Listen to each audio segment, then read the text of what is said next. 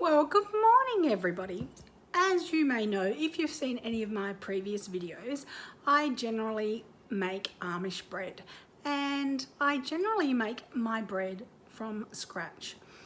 The other day I did make some in my bread machine. It turned out really well. We're still eating on that. We've got just a smidgen left, but as I say, if you've watched my videos before, you know my husband loves the Amish bread. And guess what he's asked for again today? More Amish bread. So it's going to be something that is just going to be one of those ongoing things. And you know, or you may not know if you knew, the Big Family Homestead is where I get my recipe from the Amish bread from. So again, we'll be using this. I'll hold this up here. That is the ingredients list. Take a photo and then you'll have it. Oops. And I'm just going to get to making that. So I don't want to bore you and show you the whole process because you will have seen it before, or you can go back and watch any of those other videos where I have actually shown you. So I'm going to get on and make the Amish bread.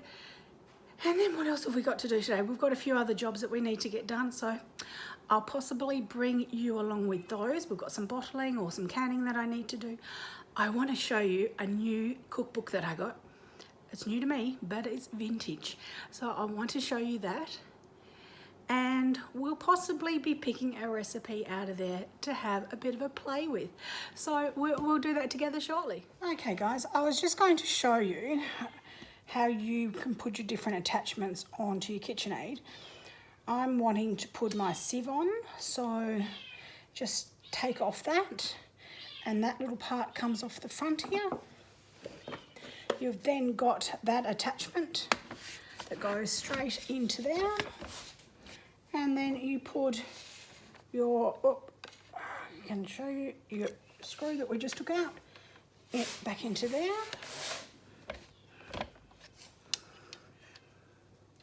And that's as quick and easy as it is to put different attachments on to your KitchenAid.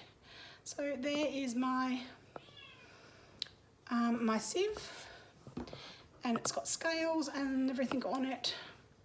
Let me take you out of there for a sec.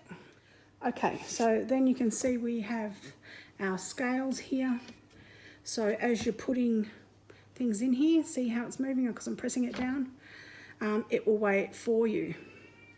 So I think that's a great little device. I love it. If you're wanting to keep that on top that's closed, and you just, oh Captain, what are you doing? Turn it. I needed 2 hands to do that. So it sits that way. There. Simple as that, and that lets the flour down through. So you can let, Captain, leave it. Look at my cat. He gets into my tablets. Or not, he likes playing with the things, so we've got to be really cautious. I need to go over there and take those off him. Okay, this is the cookbook that I was telling you about at the beginning, saying I had something to show you, something old, but it was new to me. It's a Better Homes and Gardens cookbook, as you can see there. It's the new cookbook. I imagine a lot of you in America may have seen this. It is an American one. It is in amazing condition. I had to hunt high and low for one. I saw another lady on another YouTube channel who actually had one, and I thought, that looks awesome. It's got all the different departments. Oh, here barbecues, appetizers and beverages, breads. But where I'm going to take us is to our pastries. Oh, there's why I've got it. Got the phone case in there. And what we're going to make, which is why I put on my sieve, because we need to sieve the flour. We're going to make pastry. And then I'm going to do some apples, and we're going to make an apple pie, or possibly an apple and maybe pear pie. We'll see how we go, or what I decide to do as we go along. But I just wanted to show you this cookbook. So this is, I think it's 1970s or something like that. So I was born in 71 and I'm 49 in about a week. So as I say, it's an old vintage cookbook. That's saying I'm an old vintage person as well. I'm certainly getting up there.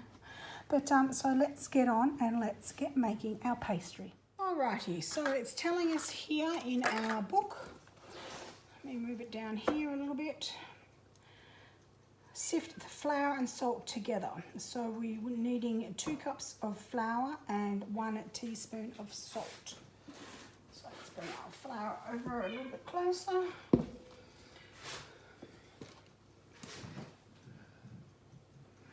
So that's 1.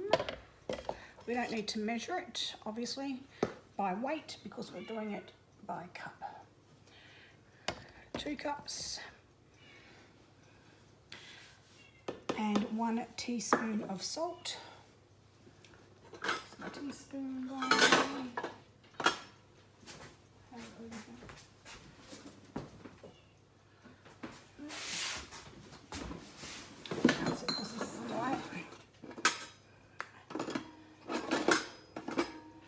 Alrighty, I had my teaspoons when I was doing the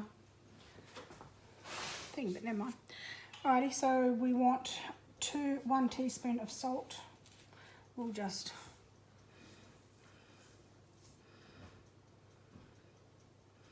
probably about a teaspoon of salt. So we'll let that do its thing. Start. So we need to turn our little machine on.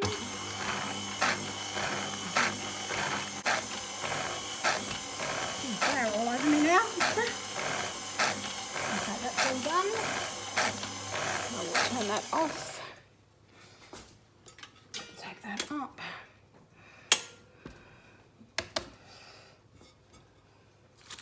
Then we need to cut in 1/2 cup of shortening.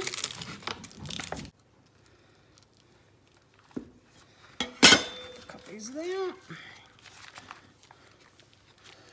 I'm going to cut that in with our pastry knife. So what I might do is take that off. Get our pastry.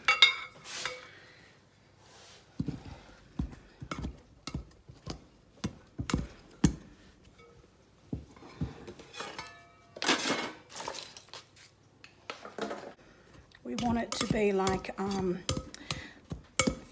breadcrumbs.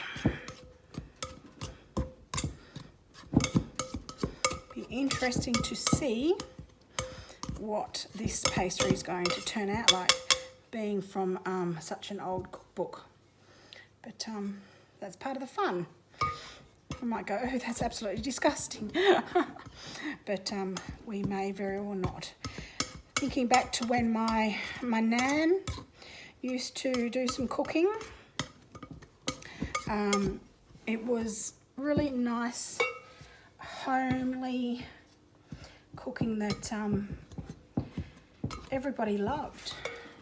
Now I guess at the time there was nothing around like, you know, a lot of different takeaways and things like that like there are today. But there's nothing like redoing it all and, you know, sort of bring back a lot of those memories. So that's one of the nice things about it anyhow.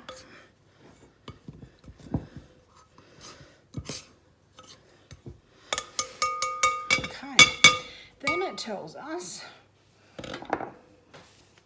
as I say, I've got flour all over me now. I should have put an apron on. Never mind. We need 5 to 7 tablespoons of cold water.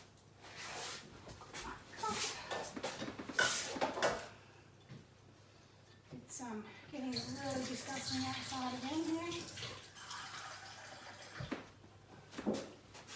Smell the bread cooking. That'll almost be ready to take out. Now I really need to find my spoons. Hang on, I'll be back. Sitting right in front of me where I looked in that container here. Anyway, so we need to get one.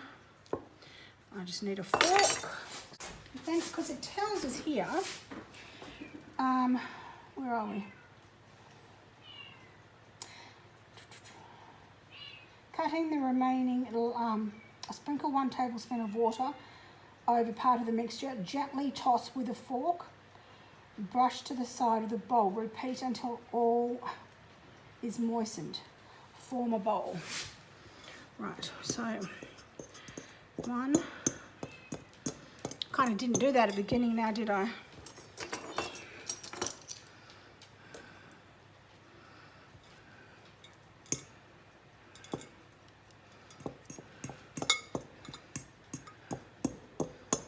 Two.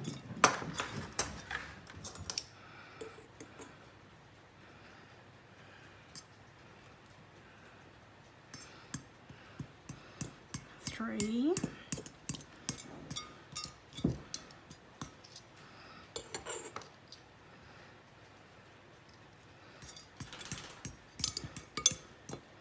4.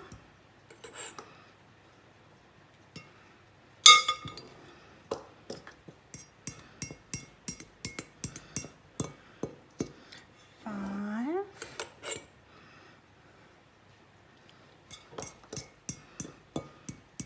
6. Now let's just see how we're going. I'm going to start to pull all that together.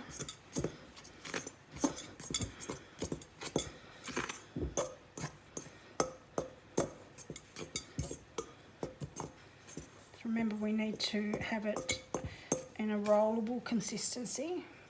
So we're going to be rolling it out to make our pie crust.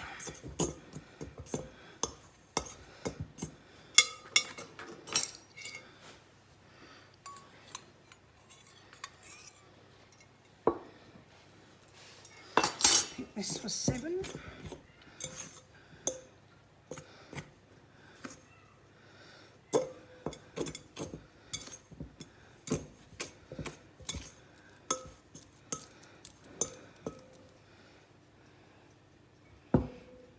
Okay, so what we might need to do is get my mat out. It won't be a sec, I'll be back.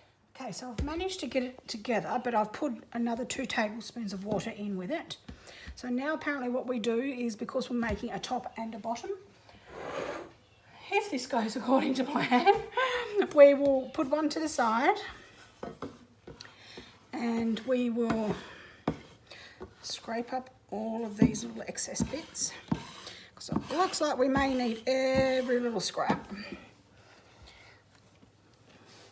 Okay.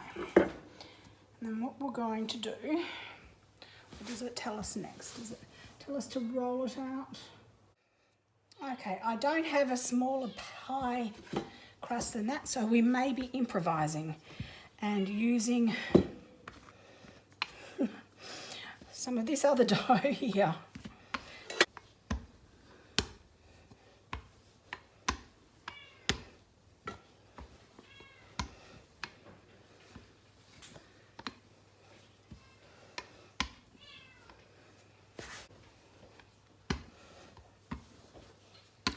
Bread is smelling delicious. I just went to take it out and I think we've had a flop for the first time. Never mind, we'll keep going with it. Didn't rise very much at all and it should have been finished by now. The first lot of yeast I actually threw out rather, because it just did not seem like it was right.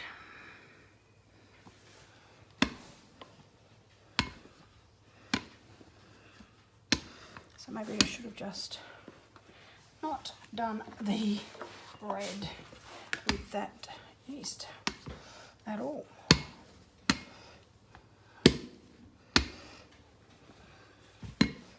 I might be surprised. This would be so much better if it didn't have such high sides. You can always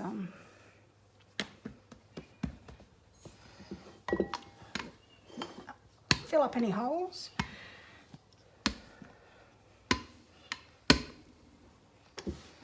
It's tougher than I thought it was going to be. I thought it would have been flaking and pulling apart and all sorts. Anyway, let's see how we go. I don't think I'm going to get it much.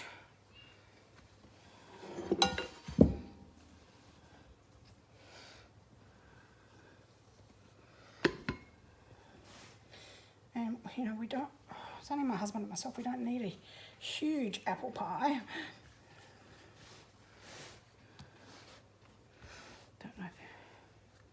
Don't think I've ever made an apple pie from scratch before. I don't know if you meant to oil your actual pie dish.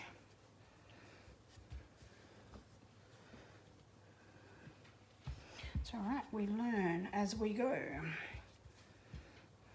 Righty-ho, let's grab some apples. Okay guys, so I made some, I didn't make them. I bottled some apples a couple of days ago. We're on the 1st of the 5th and today's the 7th, so a week ago. So I'm going to use these. Just need to drain them first and then we'll thicken up the juice and we'll pop that in our pie crust.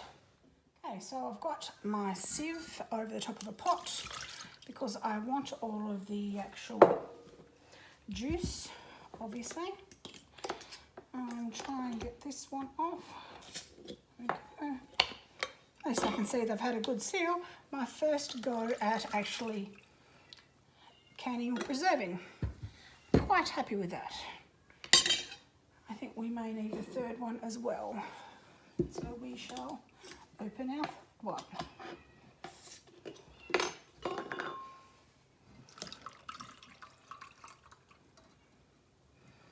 And then we're going to pop that in our, I mean, I could have done some more apples. I've got more apples there to do, but they can go into the actual preserving oozy what's it. Got our pie filling here. These little guys, so this way, wash them. So we'll pop our apples in here. Oh, that actually worked quite well, didn't it? So they cooked when they were in the pressure cooker, or the, what do you call it, the bottling thingy. Alright, so I'll go and thicken that up and then we'll pop that into there, then we'll put the top over.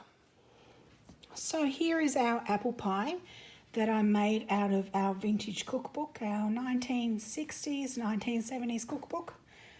So as you can see, it's not the prettiest pie in the world, but we got there in the end, and I've made it exactly how they made it back then. There's no sugar in this. It's just pretty much flour and water and some shortening. Not a lot goes into this pastry at all. But anyhow, guys, that's what it's turned out looking like. Well, even though that apple pie didn't look fantastic, both my husband and myself enjoyed it and said it would certainly be something that we would make again and have a little bit of ice cream with maybe next time. But anyhow, guys, this is the book. I just wanted to show it to you again. So if you've actually had this book or you know somebody who's got it, wouldn't be a bad idea to grab it and go through it and see if there's some recipes that you would like to make. If you do have this book and you have made some recipes, please leave it in the comments below. I'd love to know what you made and how you actually found that it turned out for you. Anyhow, guys, thanks so much for watching, and I shall talk to you tomorrow.